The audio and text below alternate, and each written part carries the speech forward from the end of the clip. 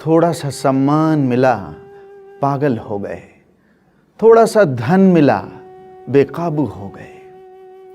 थोड़ा सा ज्ञान मिला, उपदेश की भाषा सीख ली। थोड़ा सा यश मिला, दुनिया पर हंसने लगे। थोड़ा सा रूप मिला, दर्पण ही तोड़ डाला।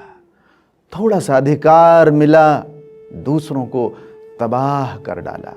इस प्रकार तमाम उम्र चलनी में पानी भरते रहे, अपनी समझ में बहुत बड़ा काम करते रहे। एक नौजवान शिष्य अपने गुरु के पास पहुंचा और बोला, गुरुजी, एक बात समझ में नहीं आती, आप इतने साधारण वस्त्र क्यों पहनते हैं?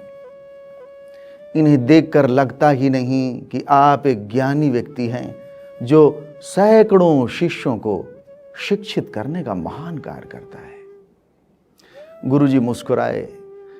फिर उन्होंने अपनी अंगुली से एक अंगूठी निकाली और शिष्य को देते हुए बोले, तुम्हारी जिज्ञासा अवश्य शांत करूंगा, लेकिन पहले तुम मेरा एक छोटा सा काम कर दो। इस अंगूठी को ले जाकर बाजार जाओ और किसी सब्जी वाले या ऐसे ही किसी दुकानदार को इसे बेच दो। बस इतना ध्यान रहे कि इसके बदले कम से कम एक सोने की अशर्फी जरूर लाना। शिष्य फौरन उस अंगूठी को लेकर बाजार गया और थोड़ी देर में अंगूठी वापस लेकर लौट आया। गुरुजी ने कहा, क्या हुआ, तुम इसे लेकर क्यों लौट आए? तो वो कहता है, गुरुजी, दरअसल मैंने इसे सब्जी वाले, किराना वाले और अन्य दुकानदारों को बेचने का बहुत प्रयास किया, पर कोई भी इसके बदले सोने की एक अशर्फी देने को तैयार नहीं हुआ। तो गुरुजी बोले, अच्छा कोई बात नहीं, अब तुम इसे ले जाकर किसी जौहरी के पास जाओ और इसे बेचने की कोशिश करो। शिष्य एक बार फिर अंगूठी को लेकर निकल पड़ा बाजार की ओर, पर इस बार भी कुछ ही देर में वो वापस आ गया। गुरु ने कहा, क्या हुआ, इस बार भी कोई इसके बदले एक अशर्फी भी देने को तैयार नहीं हुआ?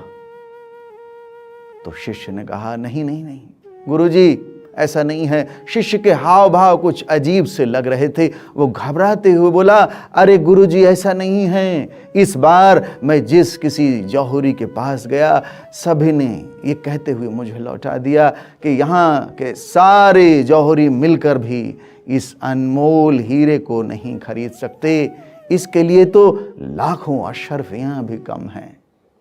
यही तुम्हारे प्रश्न का उत्तर है। गुरुजी ने कहा, यही तुम्हारे प्रश्न का उत्तर है। जिस प्रकार ऊपर से देखने पर इस अनमोल अंगूठी की कीमत का अंदाजा नहीं लगाया जा सकता, उसी प्रकार किसी व्यक्ति के वस्त्रों को देखकर, बाहरी रूप रोगन को देखकर आंका नहीं जा सकता। व्यक्ति की विशेषता जानने के लिए उसे भीतर से देखना है।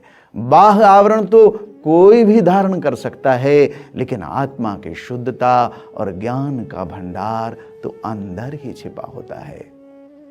शिष्य की जिज्ञासा शांत हो चुकी थी। वह समझ गया था कि बाहरी वेशभूषा से व्यक्ति की सही पहचान नहीं हो सकती।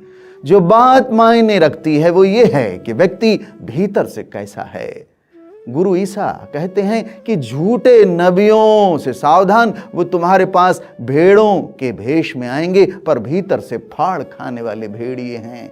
लेकिन तुम उनके कामों से उनको पहचान पाओगे। उनके काम से। बड़े बड़ाई ना करें, बड़ो ना बोलें बोल, रहीमन हीरा कब कहे लाख टका मम मोल। रहीम कहते हैं कि जो बड़े या महान लोग होते हैं वे कभी भी अपनी प्रशंसा नहीं करते, बड़े बोल नहीं बोलते, वरन उनके कामों से दूसरे लोग उनकी प्रशंसा करते हैं। ठीक वैसे ही जैसे हीरा कीमती होते हुए भी कभी स्वयं ये नहीं कहता कि उसका मूल्य कितना अधिक है।